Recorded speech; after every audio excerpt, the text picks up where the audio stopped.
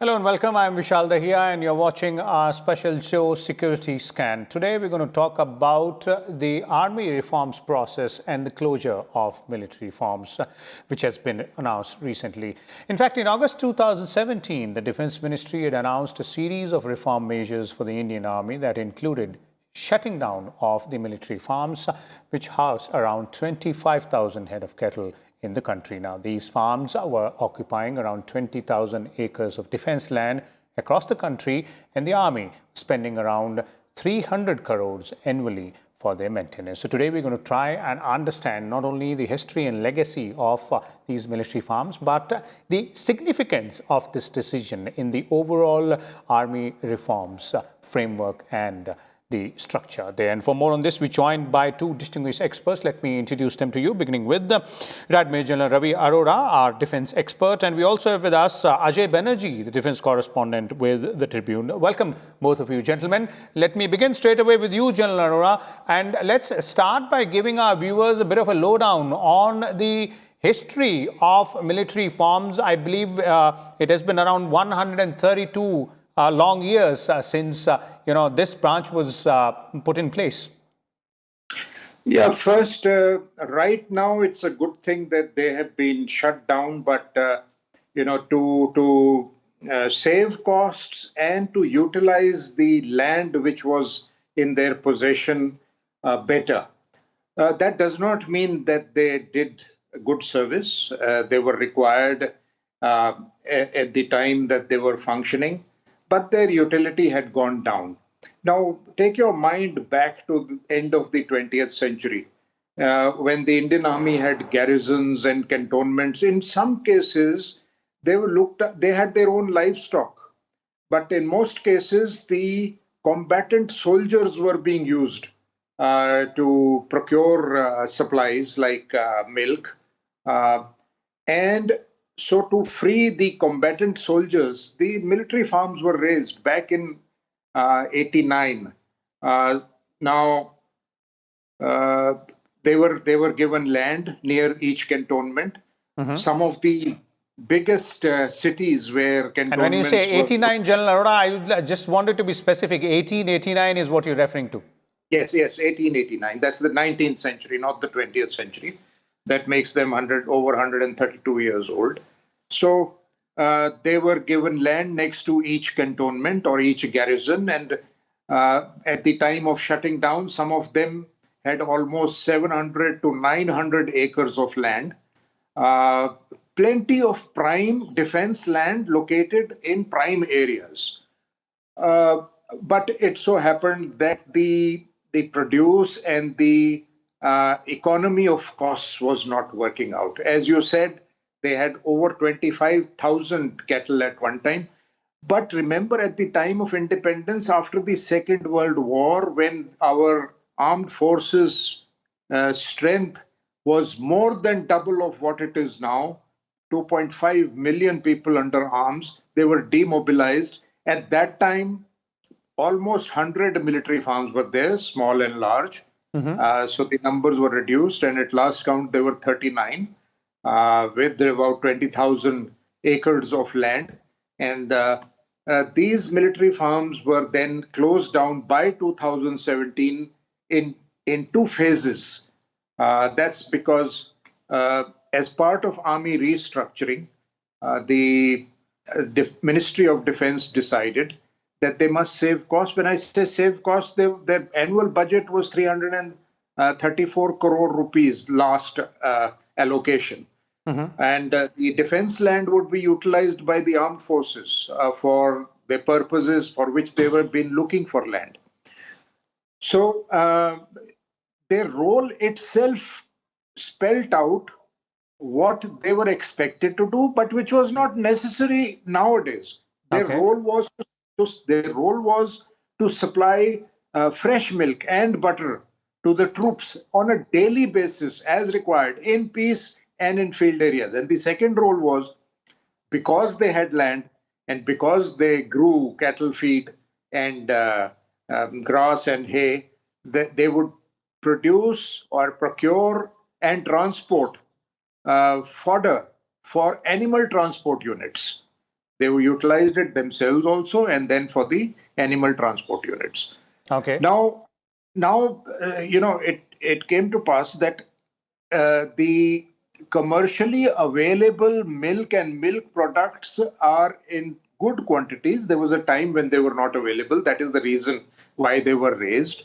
Now they are available commercially at whichever place you want, at a better cost. And here I want to give you an example. I was in Andaman and Nicobar Islands in 2001. I myself was presiding officer of a board to determine what is the cost of milk which the military farms were producing. It came to 42 rupees per liter, 42 rupees per liter. Although they would not show it as such because they would not count many of the costs involved in it.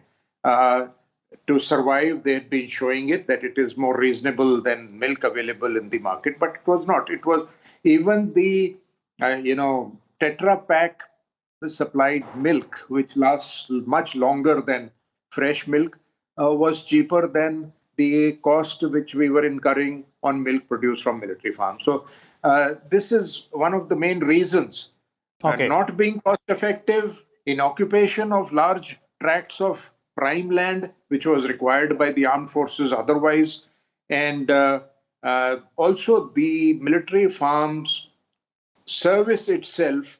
Okay. Although the officers were in uniform, they were not really combatants. This role could be done by anybody else. So why not tap the commercial market when in many spheres we are cutting our tail, improving the teeth, and logistically outsourcing many of the functions and procurements. Okay. Okay. So to summarize it there, General Arora, and I'd like to bring in, Ajay here as well. Ajay, would you also agree that this particular branch, the military farms, did play a very important role in the times when they were needed, but with the changing times, the idea was to go ahead and utilize this this parcel of land as well as this amount of money which was spent on maintaining, these military farms in a much better way, part of the overall reform structure.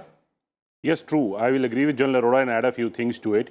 First of all, why did the military farms become redundant? Vishal, your viewers must be reminded that the White Revolution, which started in 1960s, early 70s, had been a success. And in the past 20 years, continuously, India has been the largest producer of milk in the world. That means milk is available at all places in India. And large cooperatives are very successful, be it Amul or Mother Dairy or whoever in the states are running it. But they are very successful milk cooperatives all across the country.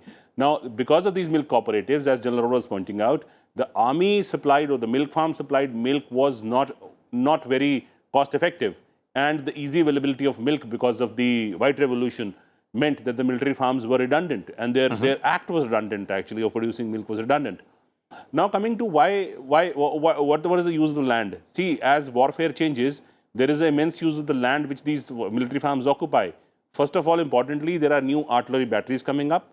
There are new aviation assets coming up. There are new storage facilities needed for ammunition and all modern equipment. There are new surveillance gadgets needed on ground. There are new missile batteries to be set up, air defense batteries to be set up on ground. And keep in mind all these factors, air defense batteries, drone batteries, or artillery batteries, or BrahMos batteries, are a development in the past 20 years.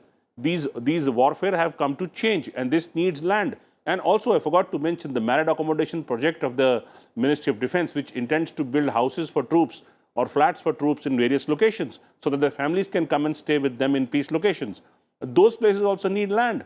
And all this land, 20,000 acres, is sitting on prime land today, which was acquired probably in the late 1800s, early 1900s. The last military farm, if I remember correctly, was notified in late 1980s, around 35 years ago. And those military farms are in high altitude areas. Now, things have changed in high altitude areas also because the supply of this UHT milk, which you call treated milk, it can be easily supplied to any location, and the milk has a shelf life of 90 days. So do you need to military farms to supply milk? Probably no in this era, because the country has progressed from being milk deficient in pre-independence to being the largest producer of milk in the world. So I see the military farms had become redundant, a good decision by the Ministry of Defense. It started off in 2013, went off in phases, how to go about with the cattle. The military farms had very good cattle, with very high yielding cattle, and how to go about how the cattle were given away is a long story. completed in the past 8-9 years, and very good move. That's how I see it, Vishal. Okay, that's fair enough. But one question here again, Ajay, is what happens to the manpower which was associated with these military farms? Quite a huge number that must be. They have been adjusted in the Ministry of Defense. See, most of them, there had been no new recruitments in the past 2 decades or so. So I believe the workforce was on the verge of retirement, most of them. The others have been adjusted in various locations and various works in the ministry, absorbed in various locations. That's what we have been told. So the workforce has been taken care of. None has been thrown out or been made redundant. So their jobs are secure, their benefits are secure. None of that has been snatched, Vishal. Okay. General Arora, let's now talk about the larger picture, the bigger picture, which you're also earlier referring to, and Ajay also referred to. That's the restructuring, overall restructuring plan, the idea to cut down the tail, make the teeth more sharper. When we are looking at the armed force here, in that aspect, in that sense, starting from these military farms, as Ajay was pointing out to. The utilization of land parcel, saving that money which was being spent on this.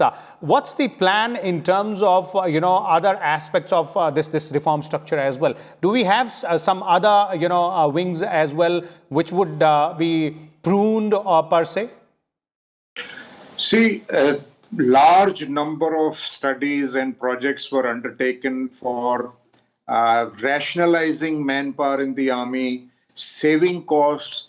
There have been n number of studies. When the Shekatkar committee sat down, 13 studies had already taken place. Some of them had made it up to the parliament as well. Some of them had been considered by the Parliamentary Committee on Defense. But very selectively, their recommendations had been implemented so far. Shekatkar committee was one in which a large number of recommendations were made, and still a chunk of them were accepted to be implemented. But implementation was slow. But I'm happy to see that one by one, many of the recommendations have been implemented. This was one of them. If you remember, one was to cut down the strength of the Army Postal Service because our postal network has reached many places and there is no need for so many of the services like postal life insurance and savings bank, etc., being handled by the postal service in peace stations. Similarly, the military farms, they tried when the committee had sat down and presentations were made and when the recommendations were being considered, they tried to do a good job and show how important they are, how indispensable they are, because they had been doing some other projects like artificial insemination and crossbreeding of cattle. They had a very famous project right from 1925, which ICAR, Indian Council for Agricultural Research, also recognized that military farms have played a pivotal role in the dairy production, in the organized sector in India, that they're an authority on artificial insemination and crossbreeding of cattle. But, these are things which were not required by the armed forces. This can be done by scientific research organizations otherwise as well. So this had to go. Apart from this, there are many other functions of repair, maintenance, overhaul, all these which are handled by the services of the armed forces, which are being outsourced to the civil side or the commercial side, so that the army saves on combatant personnel. The combatant personnel are required for raising new units, for new weapons which are being inducted. The government is not keen that the strength of the armed forces goes beyond the present 1.1 million or Army's 11 lakh numbers. The Army, whenever it comes up with a new proposal to raise a new battery or a regiment, they are always told you may do that, but carry out internal accruals of manpower. You have to reduce somewhere and spare that manpower for raising new units. So this was one of the options amongst the many options that they resorted to, and it has now come in. The cows, 25,000 cows. At first, they thought they will dispose them of. The value of each, rather, the cost of each cow was taken as 1 lakh rupees because they were high-yielding milk cows. But nobody was prepared to pay that much. Then it was decided that they will all be sold at a uniform cost of 1,000 rupees to state governments, to dairy cooperatives, and ICAR to be utilized the way they like. That has been done. So it's all been a cost-saving exercise, manpower-saving exercise, and in the bargain, the armed forces have got prime defense land as well. Okay, indeed, that is the need of the hour there as well. Ajay, your views on the overall restructuring process there, utilization, better or optimum utilization of resources, money, as well as manpower, which is there available? Yes, Vishal, see, I'll add a few things what General Arora pointed out. Firstly, the army uses two kinds of vehicles, the Maruti Gypsy and the Tata Safari for its administrative use. Now, these are in huge numbers in thousands. So these vehicles have been given out for servicing, the routine maintenance servicing to civilian side. This also generates economy at the local level. For example, if an army unit is located in Ambala, you need not have a base workshop repairing or servicing a Maruti Gypsy. There are 5 or 6 Maruti Gypsy service centers available in close by range of Ambala to get it done there. Similarly, for a place like, say, Siliguri, Shillong or Guwahati, you can easily get a Maruti Gypsy serviced out in the civilian side. Now, this also means that the money goes into the civilian side. You need not have a base workshop which will put a strain on the defense budget. Here, you just pay for the servicing cost and nothing else. You don't pay any person a pension or build a house for that person. You just go to the outside world like you and I go and get a car serviced or a Maruti Gypsy service. It's being done like that. Similarly, the restructuring also means cutting down on or rationalizing manpower, not saying cutting down, rationalizing manpower. They have been post-identified by the Chekatkar committee, which talks about pruning 25 crore rupees of, sorry, I correct myself, 25,000 crore rupees of cost had to be come down in the next 5 years. That means a saving of 25,000 crore rupees, which includes military farms, closing of base repair workshops, as I pointed out to the case of getting Maruti Gypsies serviced in the private sector. Just an example. There are other issues like clothing. There are other issues which are now being procured from the private sector in the open market, which is costing much less. Because when you take it from a PSU, there are built-in costs of the manpower costs of the PSU, which also come into play. In this case, the private sector provides at a much, much cheaper rate and at the same quality. So keeping in mind the armed forces have now realized the private sector in India has come of age in the past 30, 40, 50 years in certain aspects, and it has no need to invest manpower, capital and money into aspects which are easily available in the civilian world, in the open domain. So, for example, to repair vehicles, buy new clothing, or grow milk, or produce milk, or even little things like having new manpower for driving and all that stuff, that can be outsourced to private sector outside in the civilian world. That has been done. It is part of the reforms. However, I must point out, there are very critical reforms pending in the Ordnance Factory Board. There are very critical reforms pending in the Armed Forces civilian cadre. All this has to be done through cadre restructuring. The Raksha Mantri, Mr. Rajnath Singh, has clarified that the Ordnance Factory Boards will have to be corporatized, not privatized. I repeat, corporatized, not privatized. They are at the moment companies held by the Ministry of Defense, and the Raksha Mantri wants them to become corporatized. And that is a proposal pending that has to be done. And Armed Forces civilian cadre, it's a big cadre, around 4,000, 5,000 people who work there under that. That has to be restructured, realigned, and probably right-sized to meet the aspirations of the Indian Army now. Because at the moment, what things are happening, only the military side of the things are being done. The civilian side of the things are still pending. That I believe the Ministry of Defense is now pushing to get it done. Vishal?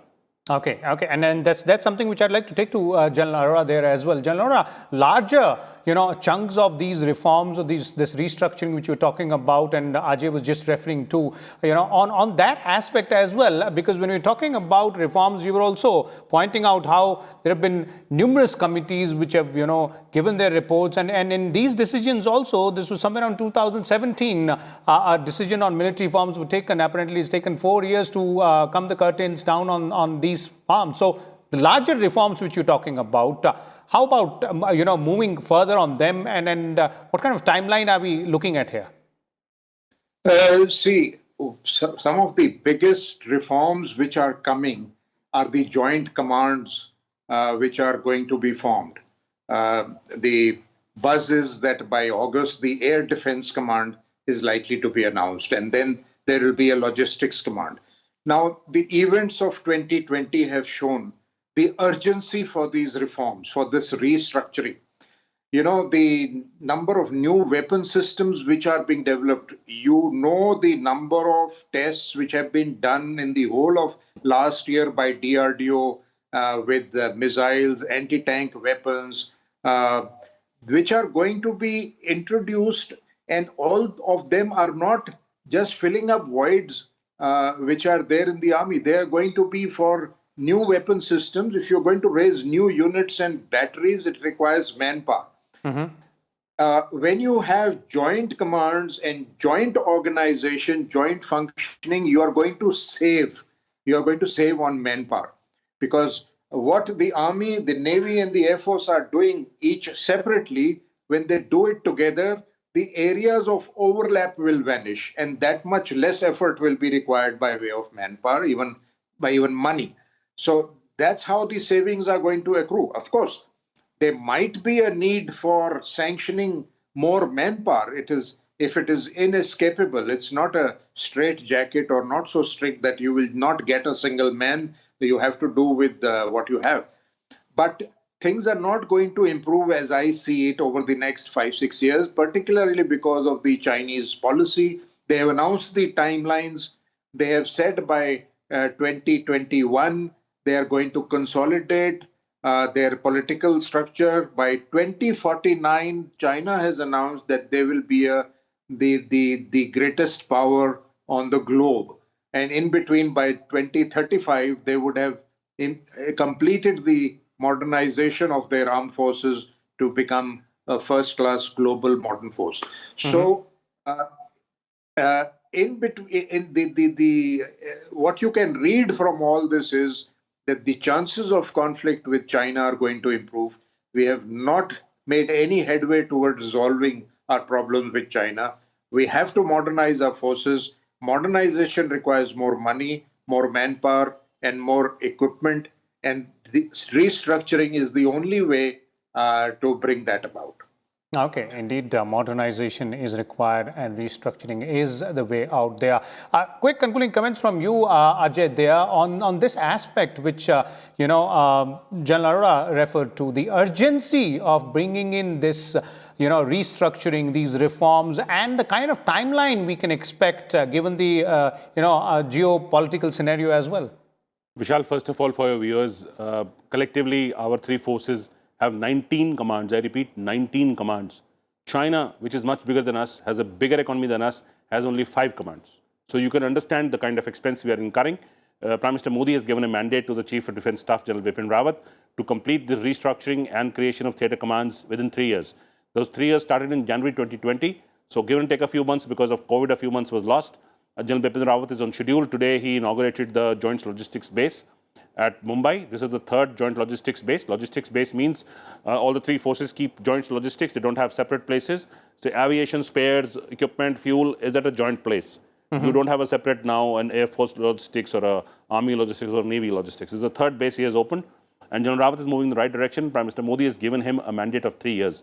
And this should have been done actually 10 years ago, in my belief, because the way the digital economy and the digital connectivity has progressed, there was no need, or there is no need to have so many widespread commands, because the command structure, the Army and the Air Force and the Navy have their own communication networks, which are very secure. They need not talk on WhatsApp, or people like us talk on WhatsApp.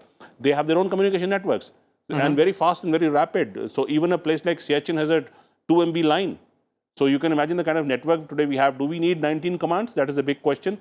Prime Minister Modi has addressed it rightly and has said that reduce the number of commands and restructure them, bring about a theaterization, which is the way forward. China has done it, the US has done it, and we cannot be working in silos which were created by the British 150 years ago. Those structures are redundant for now, Vishal. Those have to go and have to change. The better done, sooner done, the better. Thanks. Okay, definitely sooner it is done, the better, and also better late than never out there when you're talking about the larger steps with respect to restructuring. This is all about, army reforms, restructuring, the broader concept, the broader aspect, the key elements to it, and as well as focus on the recent closure of the military farms out there. We'll come back again next week with a different topic and different experts there as well. Till then, keep watching. Thank you.